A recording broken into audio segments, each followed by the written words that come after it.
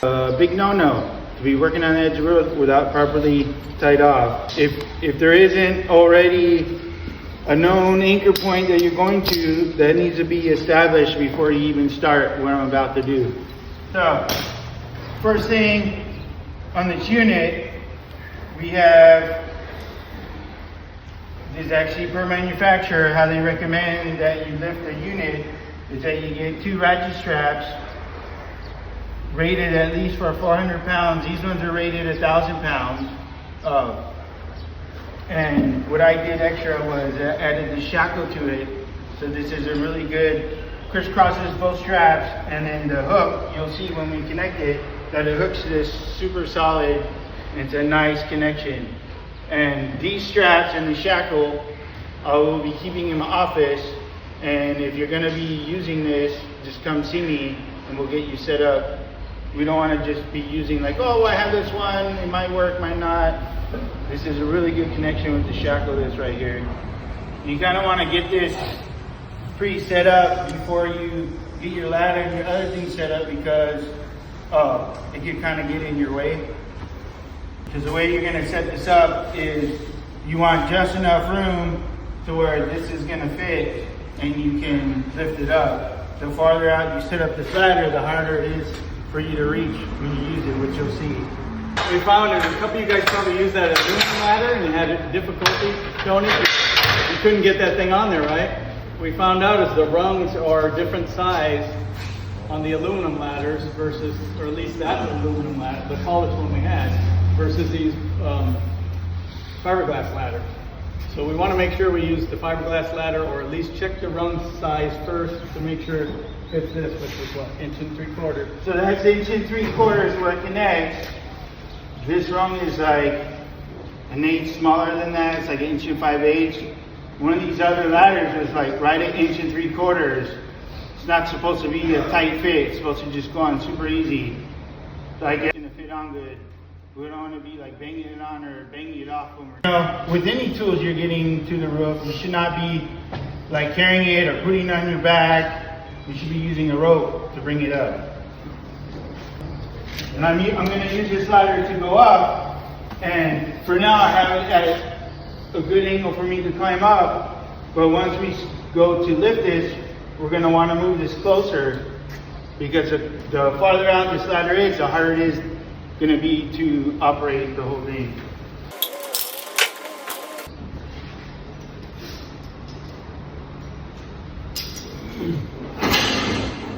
So first thing you want to do is once you get up here,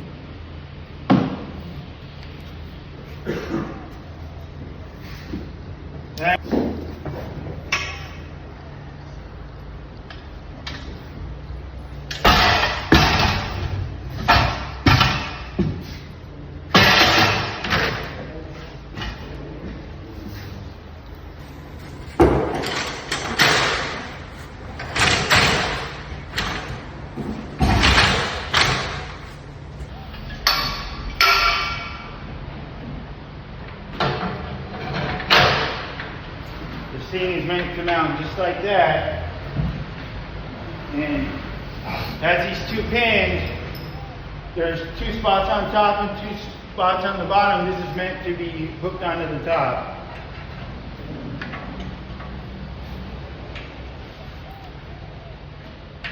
Here we go.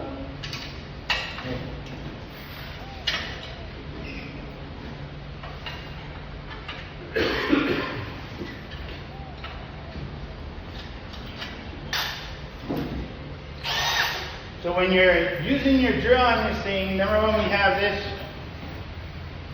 the socket and the extension inside of this tube, you keep it with it, so when you're done using it, make sure you put it back so the next guy has what they need. Not everybody's going to have an extension or a 5/8 that's going to work for this. And you do not want to use your impact, you want to use the actual drill, and you're going to want it in a lower gear. I have this in 1 because it needs the power. Once you go into high gear, it has less torque and it can put more strain on your drill. And the impact could actually you could ruin your impact. How high do you have to have this above the roof. Supposed to be 4 feet above the roof. If you have it too low, what'll happen is once you get the unit up here, you're not gonna have enough room to set the unit down. If you go too high, then you're gonna be up here trying to work with it like this.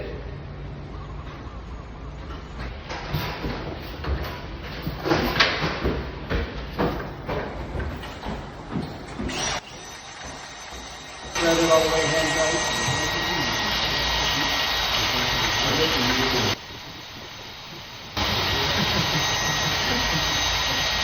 Hey, Matt. So you also want to make sure you see how long his drill's been running. Make sure you got a fully charged battery before you do it. Maybe even, to try and change that out when he's got that in his hand and the other thing in his hand, that's going to be a challenge. So I would make sure you have a full battery before you start. There you go.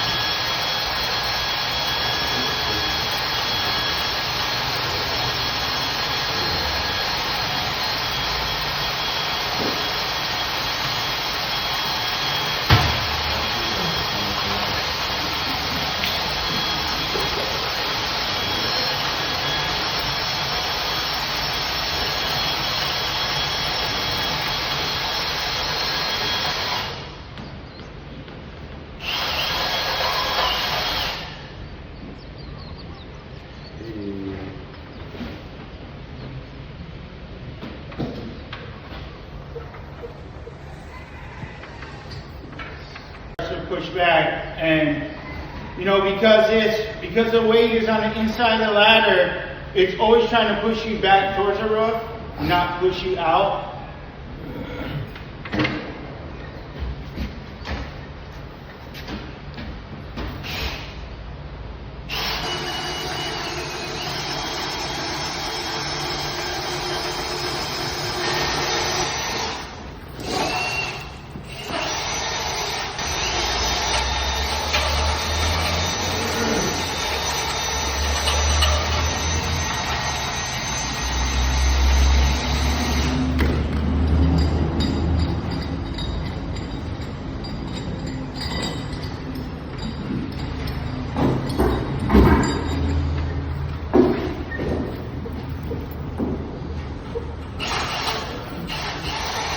The reason I'm guiding the wires is if you don't put a little tension on it and guide it can get all wrapped, all weird.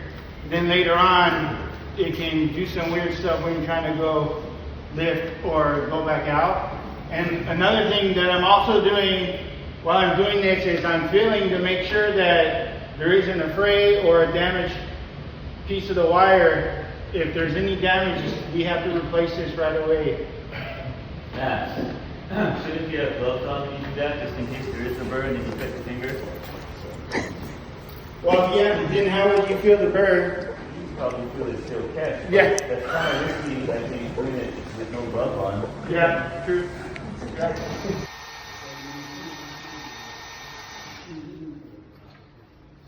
We also figured out leaving the cardboard on might be a good thing as far as when it's new, so you don't get scrapes on the brand new unit. And the pallet just made it less slippery, so we went that way. You can choose to do your own, but I think it's better than metal that has round, soft edges on it. The limit on this is 375, and you want to at least use a ladder that's rated for 300. But that means if you're using a ladder that's rated for 300, you cannot lift anything more than 250 because this thing weighs 50 pounds.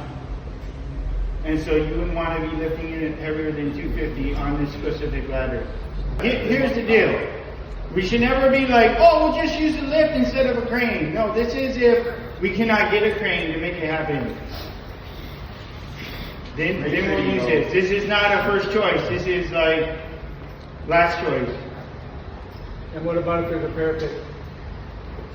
If there's a parapet, then It's not, I wouldn't recommend using it because now you gotta be that much higher than the parapet, which you cannot, there's no way you can reach it, or you gotta be standing on the parapet. And even though you take it off, it's not safe.